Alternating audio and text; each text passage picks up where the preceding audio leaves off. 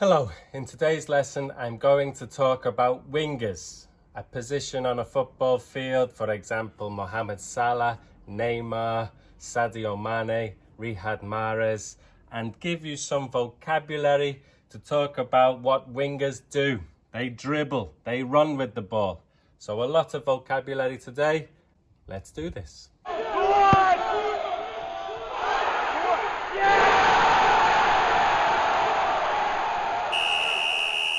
Okay, so I will explain all of the vocabulary, and at the end there will be a task for you to do.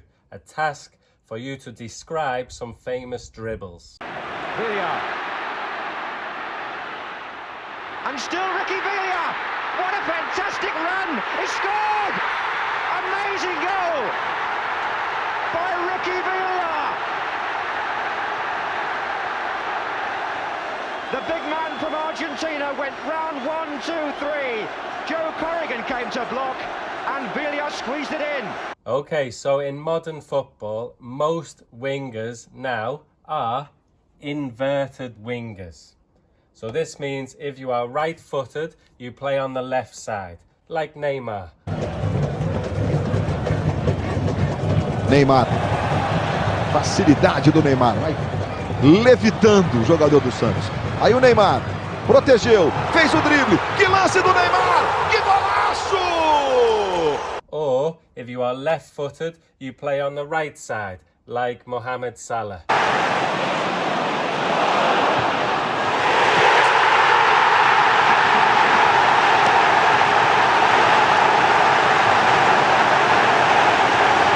And this, I think, came into fashion about 20 years ago, I think.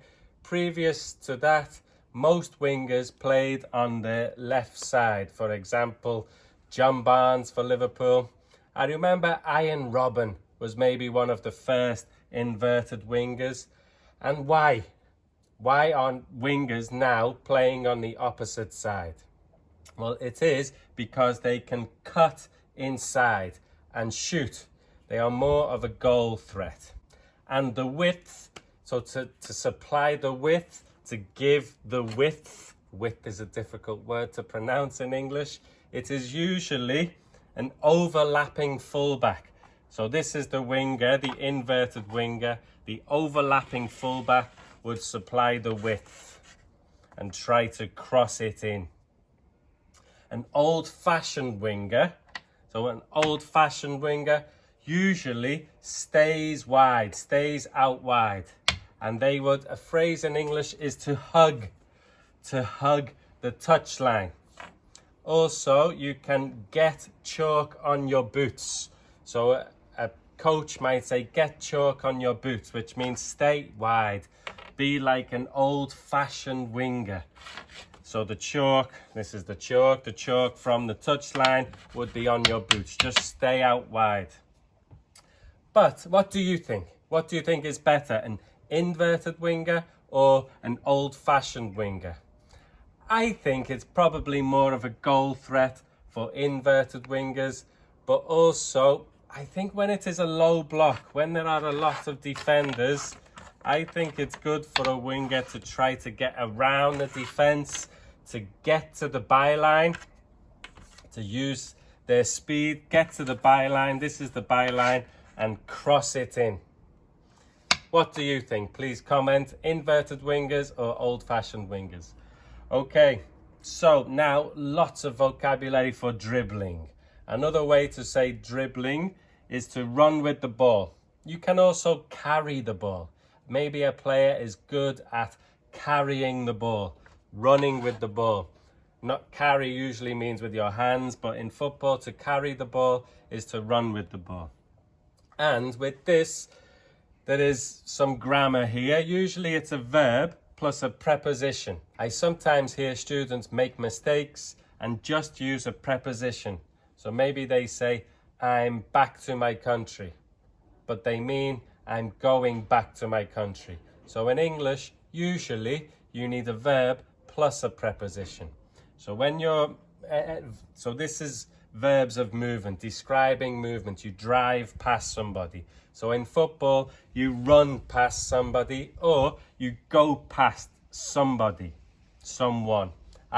He went past 3 players. He went past him easily. He went round. So this is the preposition. He went round the keeper, maybe. Also here, round can be a verb. You can say he rounded the keeper.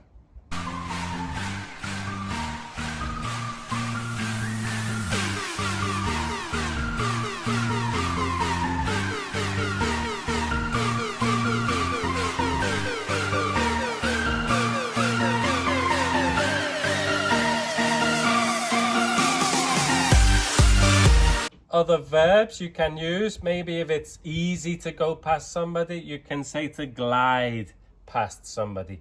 Zinedine Zidane, he used to glide past defenders, like glide, like a glider is a type of aircraft. You can also fly past somebody if you are fast. Maybe you fly past somebody. Dengan kaki kiri mampu dihalau. Baik sekali diblok oleh Leo Tupambo. Oh, sebuah saluran kali ini. Terence Fuhiri, masih Terence Fuhiri. Baik sekali Terence. Tendangan Terence Fuhiri. Gol.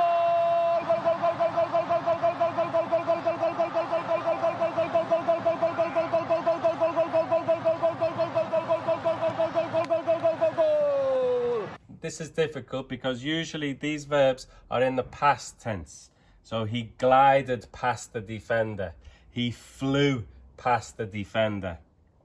Or you can flick it past someone. So maybe you just a little touch of a foot, flick it past somebody, flick it over someone's head to flick it. So maybe it's a nice skillful touch. It's a flick. It's like, is the word tacanazzo in Spanish? I'm not sure, but it's similar. That is a back heel. A flick is everything. There are different types of flicks and tricks. So you can flick it past someone, flick it over someone's head, like a chapeau, I think some cultures call it.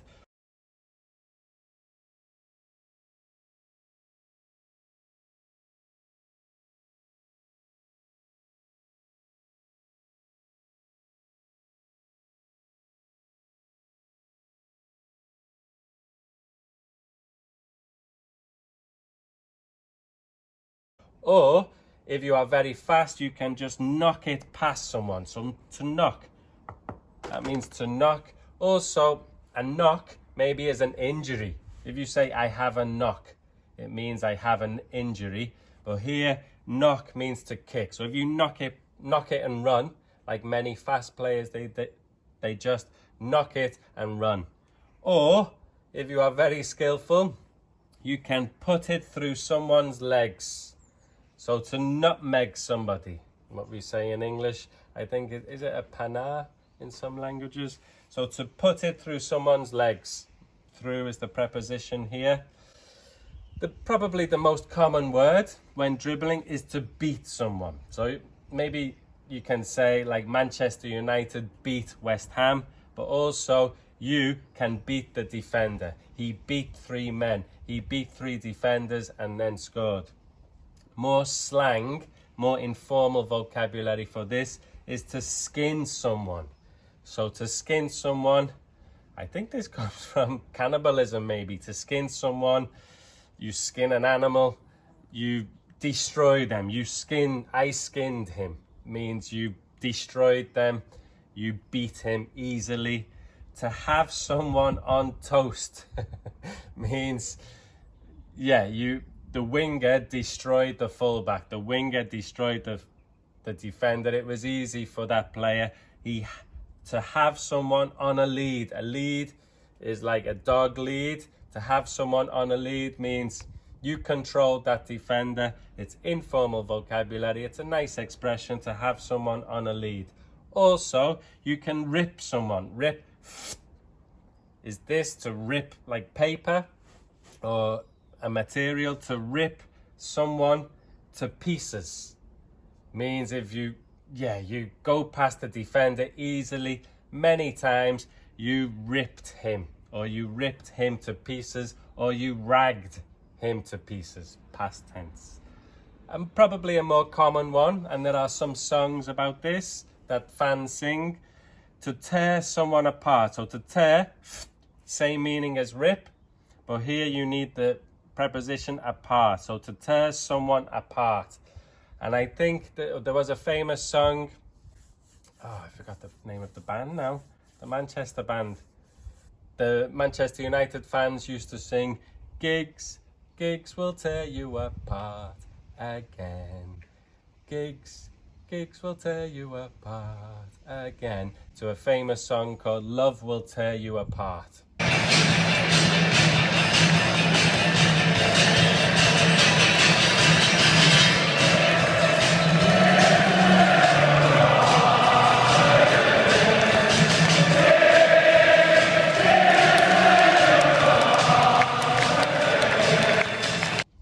Common word when dribbling is to turn. So you turned him. If you did a quick turn, like Coutinho maybe, you turned him. To nutmeg is to put it through someone's legs. This is an old-fashioned phrase, but I sometimes still hear it. To turn on a sixpence. If you can spin very quickly, maybe you are a small player, you can turn on a sixpence. A sixpence was a very small coin. We don't have them anymore. More common dribbling is to chop it. So to chop it, Ronaldo used to do this, lots of players did it, a chop, so it can be a noun. I think this is a progression of Johan Cruyff's turn. So a chop, it's kind of like a quick movement, chop it, to turn quickly. A touch for Alejandro Bedoya. Bedoya was stretching and Ronaldo's whipped it off his toes. Lovely stuff.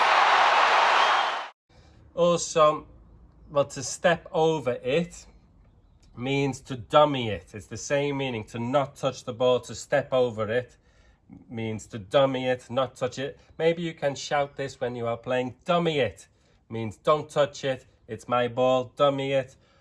But a step over. So a step over is a type of dribbling where you put your foot over the ball. Denilson, Robinho used to do this many times. They used to do 4, 5, 6 step overs.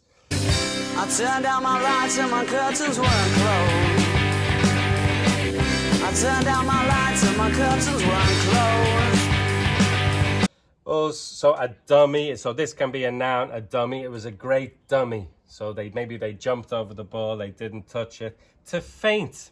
So to feint is to pretend to do something. A feint is like this. If you pretend to kick it and then maybe cut inside.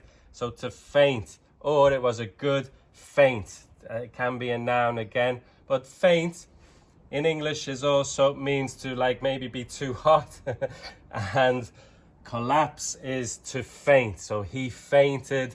Low blood pressure. He fainted. The same pronunciation, a different spelling. Also, a similar word is to feign injury. So this means to pretend you have an injury. And football players like to do this. They like to play act, to feign injury. This is a common one that a coach might say, or what players do a lot. They drop the shoulder. So to drop the shoulder means maybe to pretend to go this way and go this way. So you drop your shoulder. So maybe you go this way and take it to the left. You drop the shoulder. He dropped the shoulder and went past him. So many players do this. This is probably the most common skill in a football match, to drop the shoulder. You just to feint, to drop the shoulder and go the other way. Adjectives to describe wingers. You can say he is skillful. Look at the spelling. 1 L. I think you can have 2 L's too in an American spelling, but only 1 L at the end. He is a very skillful player. Habilidoso is this in Portuguese or in Spanish. Or he can be tricky. A tricky winger means skillful. A tricky winger means they are skillful. Maybe a winger is a box of tricks. He is full of tricks. He has many different types of skills and tricks. Or this is used a lot for a winger. Twinkle toes. Maybe you have fast feet. Twinkle toes can also mean a good dancer, I think. But twinkle toes means you have fast feet. Usually you can describe a winger as being twinkle toes. But I think dribbling, a winger, when you are running with the ball, you need to have close control. You need to keep the ball close to you. Yes. Okay. Thank you for watching. I will now show some dribbles. Please try to describe the dribbles. It's not easy, this. I think that it's not easy to describe movement in English, but try to do it. Thank you for watching. See you in the next video.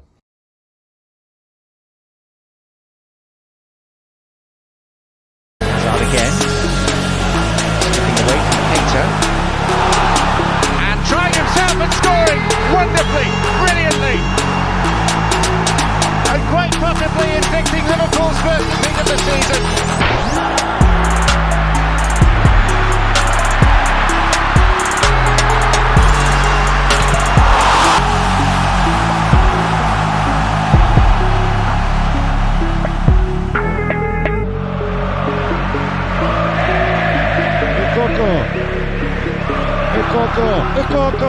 Es Coco, sí, lo que es un buenazo, es Coca.